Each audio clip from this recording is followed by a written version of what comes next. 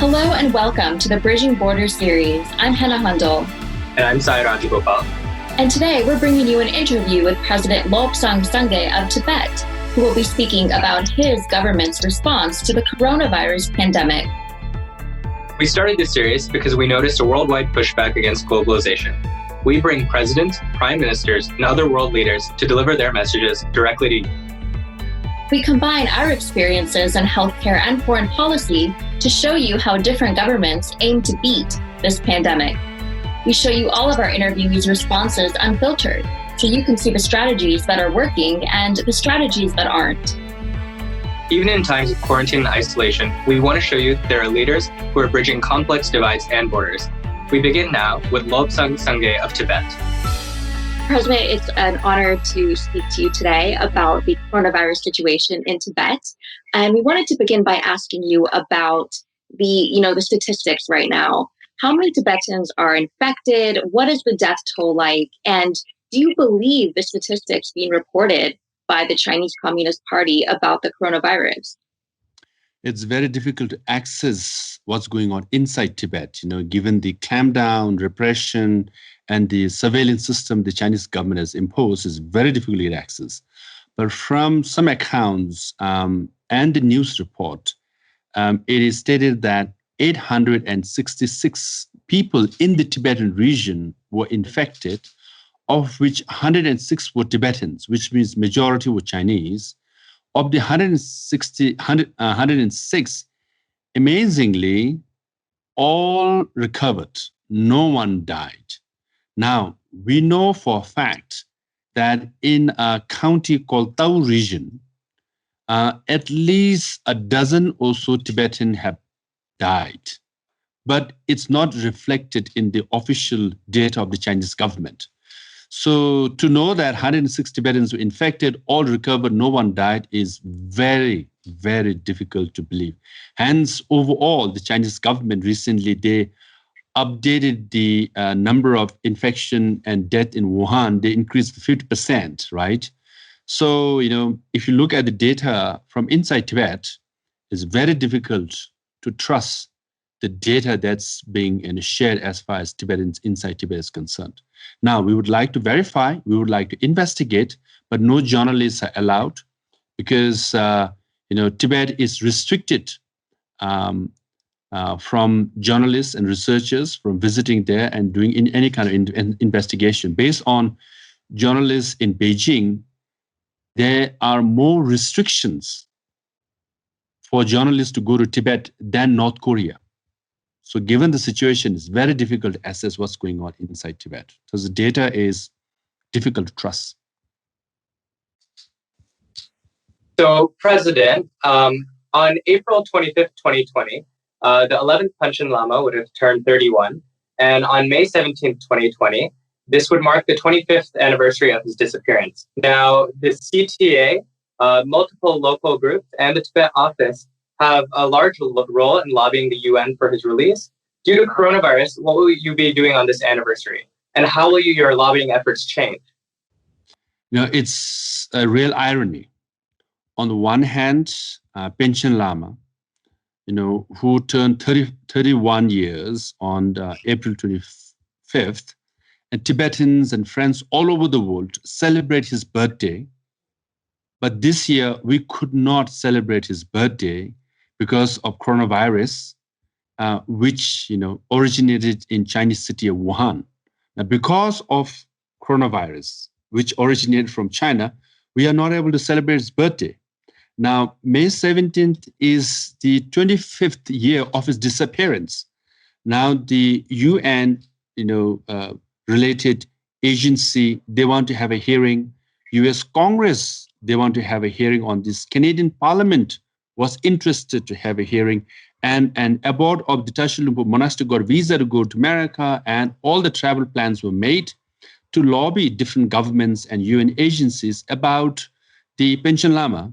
Again, it's irony. Because of coronavirus, he is not able to travel, and we are not able to lobby the UN and the different government and different leaders. So the disappearance happened because of the Chinese government. Now, we in exile want to lobby and create awareness about Pension Lama, but we're not able to do it because of the coronavirus, which originated in China. So it's a real irony. Even though exiled Tibetans have escaped from occupation of Tibet, we are in exile, like 3,000 to 5,000 to 10,000 kilometers away. But because of coronavirus, which originated in China, is infecting us, and some Tibetans have died also in exile. So it's a real irony that we simply cannot escape the clutches of the Communist Party of China. You mentioned, Mr. President, that it's very difficult right now to assess the coronavirus situation in Tibet due to a number of reasons. Obviously, one of the ways to surmount this lack of information about the spread of coronavirus is to implement widespread testing. Can you describe a bit the testing situation in Tibet right now? How are you acquiring more tests, and how do you plan to distribute them more broadly across your population? Yeah, inside Tibet is very difficult to know because we don't have access, and we are in exile. Now, I can share about the Tibetans, they're scattered in 40 countries. In the US and Europe, they follow the same procedure and facilities provided by respective governments, which is known. In India, where the largest number of exiled Tibetans are, Indian government, till recently, they are doing 75,000 tests a day.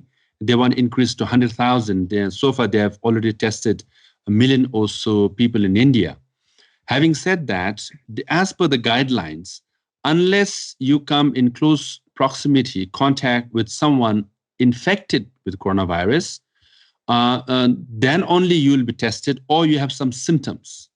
And so far in India, we had one case, alleged case, of someone returning from America who stayed in Tibetan settlement in Delhi and came to Dharamsala. And all those people in the hotel, we try to do we trace back, and none of them have symptoms. And those family members and the close friends who came in contact with him all came out negative. So they were tested. So in short, Tibetans in exile, at least in India and Nepal, very few are tested at all because no one is infected at the moment. So we've been very lucky so far, so touch wood. But we had one Tibetan, in fact, quite a prominent one, who escaped from Tibet, a scholar who worked in the Chinese government, who escaped and settled in London. He passed away. And one person in Spain passed away. So we had, and then one in New York passed away, and recently one in Canada also passed away. So we have very few exiled Tibetans dying. And as far as they're concerned, in all the family members, they got through a test, and those who were infected in New York and other places, majority have recovered. So this is the situation of exiled Tibetans. President, so India has been commended by a number of countries for its strict lockdown. We wanted to know, how do you plan to work with the government of India to either work within this lockdown or to get more supplies for your people? We have provided, same facilities like any citizen of India. So far we are fortunate, we have, basic health system for Tibetans in settlements. Having said that, the major, as far as coronavirus is concerned, major facilities are provided by the government of India. So we are provided equal access and facilities by the government of India, and we are in full cooperation.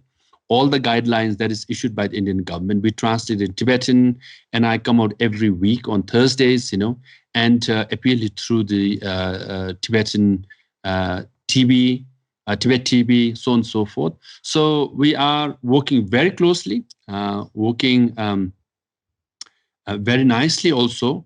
So far, we've been lucky.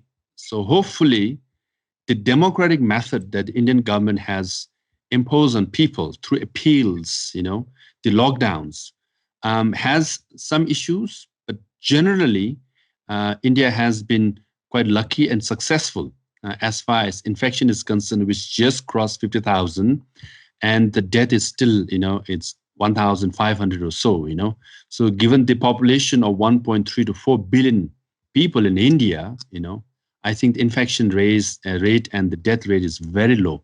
So far, it has worked for India, and hopefully it will work. Then we can say the democratic method works better than the authoritarian system. Yes, yes. And so, Mr. President, do you plan to involve religious leaders or religious groups in your area to assist with the relief efforts caused by this pandemic? Yes. Tibetan administration, we have made this general broad appeal to every Tibetan organizations, monasteries included, to contribute towards charities because, we are talking about, 130 million migrant workers and many, many million poor people all over India, including Tibetans. And Tibetan administration, all our staff members, including school teachers and hospital staff, we all contribute 1 day of our salary towards this humanitarian gesture.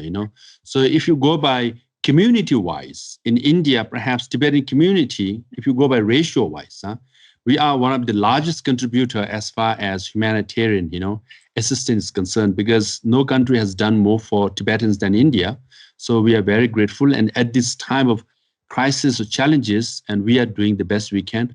And especially our monastic community has been out there, going to villages after villages in contact with local authorities, identifying poor people and giving, dry ration. So we have contributed at least from, this is old data, at least 10,000 to 15,000 people were provided for by the Tibetan community, especially the monastic community. Well, thank you so much, Mr. President. It was an honor to gather your insight about the situation in Tibet right now, and we really appreciate your generosity with your time. So thank you so much for joining us today. We really appreciate it. Thank you very much. It's good to be on your show, So again, it's irony that we're doing online, and next time we'll do face-to-face after the global pandemic, recedes and the normality, to some extent, the new normal that we will, be living in this world. So thank you very much. Thank you so much, and stay safe, Mr. President, and we'll be in touch soon.